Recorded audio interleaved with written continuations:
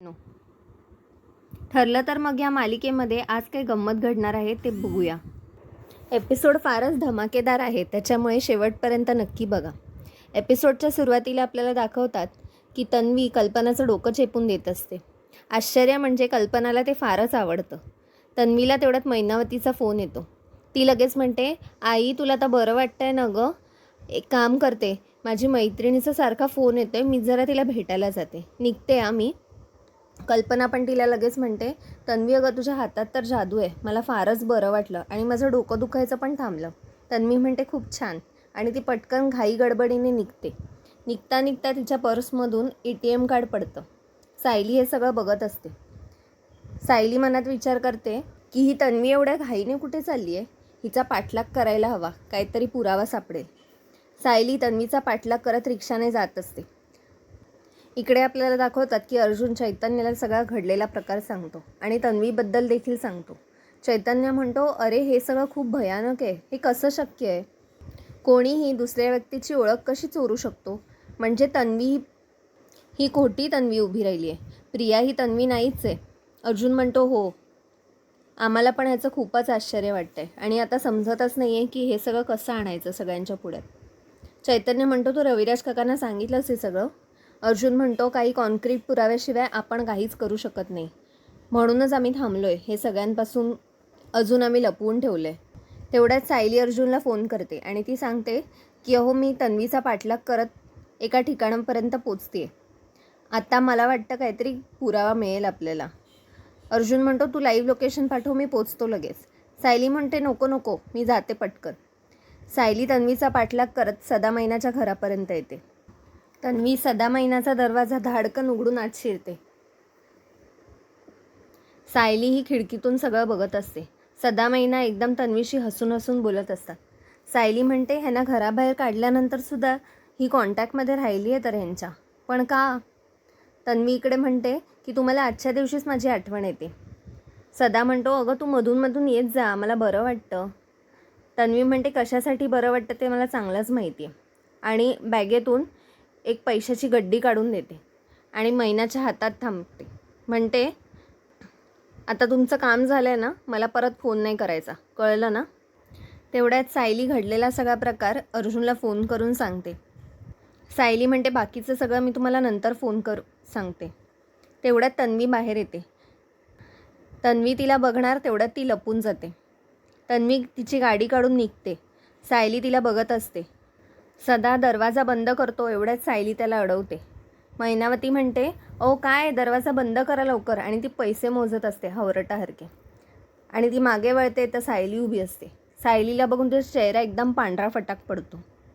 इकडे तन्वी पुन्हा घरी आलेली असते. पूर्णाजी तेवढ्यात खाली येते आणि ती कॉफीसाठी हाक मारत असते विमलला. तन्वी लगेच म्हणते, पूर्णाजी मी तुझ्यासाठी कॉफी बनवते ना. पूर्णाजी म्हणते, हो आता तू आली आहेस ना, तूच बनव कॉफी.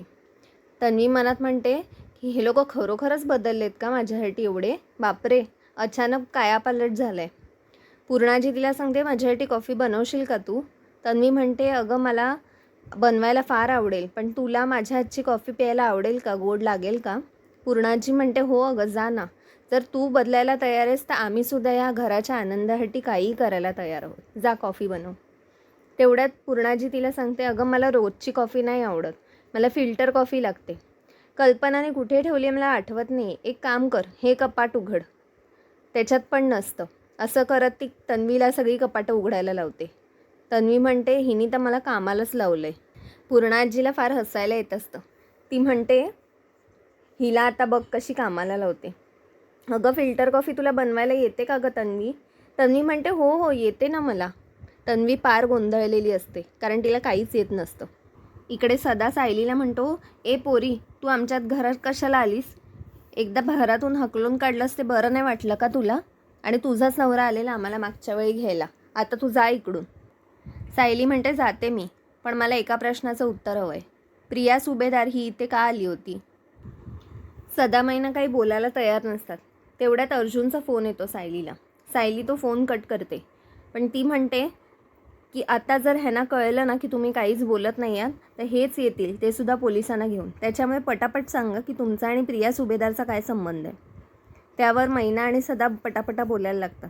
ते सांगतात की आम्हाला वाटेत एकदा तन्वी भेटली होती आणि आम्हाला पैशांची गरज होती, म्हणून आम्ही तिच्याकडून कर्ज घेतलं होतं.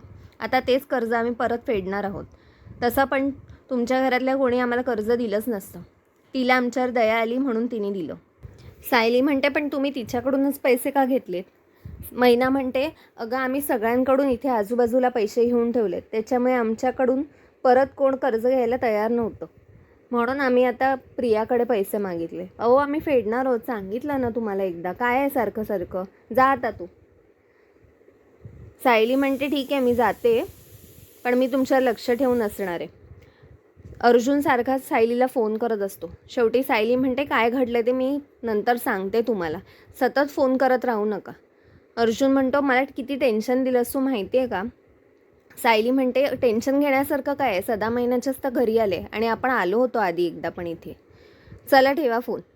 इकडे प्रिया अजून पूर्णाजीसाठी कॉफी बनवतच असते. तेवढ्यात मैनावती प्रियाला सतत फोन करत राहते, पण प्रिया पूर्णाजीसमोर असल्यामुळे ती फोन उचलत नाही.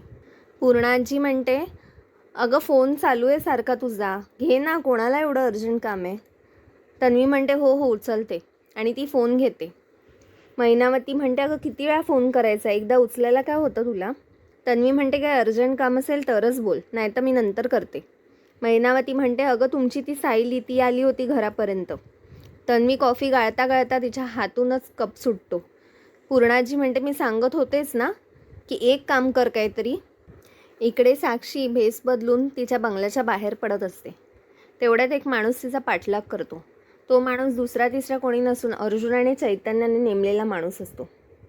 अर्जुनने त्याला सांगितलेलं असतं की ह्या बंगल्याजवळ काही हालचाल दिसली किंवा ही मुलगी फोटोमधली जर तुम्हाला कधी दिसली तर आम्हाला लगेच कळवायचं.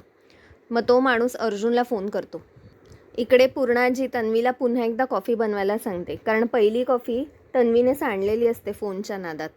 पूर्णाजी म्हणते, एक काम कर, आता तू नवीन कॉफी जी बनवली आहेस ना, माझ्यासोबत बस, आपण पिऊया. पूर्णाजी म्हणते, पहिल्यांदाची कॉफी बनवलीस त्या मनाने छान झाली हां. तन्वी म्हणते, थँक्यू. मी आता जाऊ का? तू मस्त कॉफी एन्जॉय कर. पूर्णाजी म्हणते, अगं हा मग आणि कॉफीचं भांडं कोण धुणार आहे?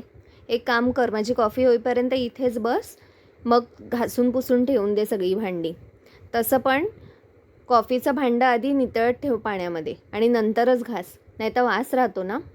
तन्वी म्हणते मनामध्ये, हो हो आधी नितळत ठेवते, मग त्याला राख लावते, हवं तर मेकअप पण करते, अजून काय करायचं असेल ते पण सांग. इकडे सायली अर्जुनच्या ऑफिसमध्ये आलेली असते. ती अर्जुनला सगळा घडलेला प्रकार सांगते.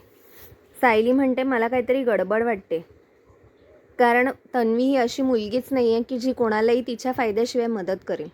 अर्जुन म्हणतो, हो जेव्हा सदा महिना आपल्या घरी होते त्यावेळीसुद्धा तन्वी त्यांच्याशी खूप रागाने वागायची, त्याच्यामुळे ती जाऊन खास त्यांना मदत करेल ह्याची शक्यता फार कमी वाटते. चैतन्याला तेवढ्यात त्या माणसाचा फोन येतो ज्याने साक्षीला बघितलेलं असतं. तो चैतन्याला सांगतो की महिपतच्या बंगल्याच्या बाहेर मला हालचाल दिसली. चैतन्य म्हणतो, काय सांगताय, कोण होतं? तो माणूस सांगतो, पुरुष होता की बाई हे कळलं नाही, पण मला काहीतरी विचित्रच वाटलं. चैतन्य म्हणाला, थँक्यू. तो एकदम एक्सायटेडली अर्जुनला सांगायला जातो. अर्जुन त्याला इशाऱ्यानेच थांबवतो. सायली म्हणते, काय म्हणताय, महिपतच्या घरावर का लक्ष ठेवताय? अर्जुन म्हणतो, अगं छोट्या गोष्टी आहेत या, सोडून दे ना तू, आम्हाला बघायचं आहे की आता कोण तिकडे येतं जाते का. सायली म्हणते, महिपतच्या घरावर लक्ष ठेवून तुम्ही काय साध्य करणार आहात हे मला अजून कळलेलं नाही आहे. अर्जुन म्हणतो, तू सोड तो विषय, मला एक गोष्ट सांग. अर्जुन म्हणतो, अगं तू घरातून काय सांगून निघाली आहेस पण? सायली म्हणते, तुम्हाला खीर द्यायची राहून गेली आहे हे सांगून निघाली, हा घ्या डब्बा, मी निघते. अर्जुन तिच्या मागे मागे जातो. चैतन्य म्हणतो, अरे काय चाललं आहे तुझं हे अर्जुन? अर्जुन म्हणतो, तुला अक्कल नाही का, तिच्यासमोर हे सगळं बोलतोयस? चैतन्य म्हणतो, अरे एवढी महत्त्वाची गोष्ट तू सायली वहिनीपासून का लपवून ठेवली आहेस मला हेच कळत नाही आहे. आश्रमकेशच्या वेळी काय झालं होतं आठवत नाही आहे का तुला? ती किती भडकली होती तुझ्यावरती. जागा हो अर्जुन, जर साक्षी वहिनीला कळलं की तू तिच्याशी खोटं बोलतोयस तर तू फक्त इमॅजिन कर ती काय करू शकेल. मित्रांनो, आजचा भाग इथेच संपला. पुढील भागात आपल्याला दाखवतात की सायली आणि अर्जुन एकमेकांशी बोलत असतात की प्रियाचा मुखवटा लवकरात लवकर लोकांसमोर काढायला हवा, कारण प्रिया ही तन्वी नाही आहे हे कळल्यानंतर सगळ्यांना फार दुःख होणार आहे आणि विश्वासघात होणार आहे. अर्जुन म्हणतो, आता मी थांबणार नाही, आता मी लवकरात लवकर सगळ्यांसमोर हे शोध लावूनच काढणार. मित्रांनो, आपण भेटूया पुढच्या भागात. चॅनलला सबस्क्राईब करायला विसरू नका. बाय.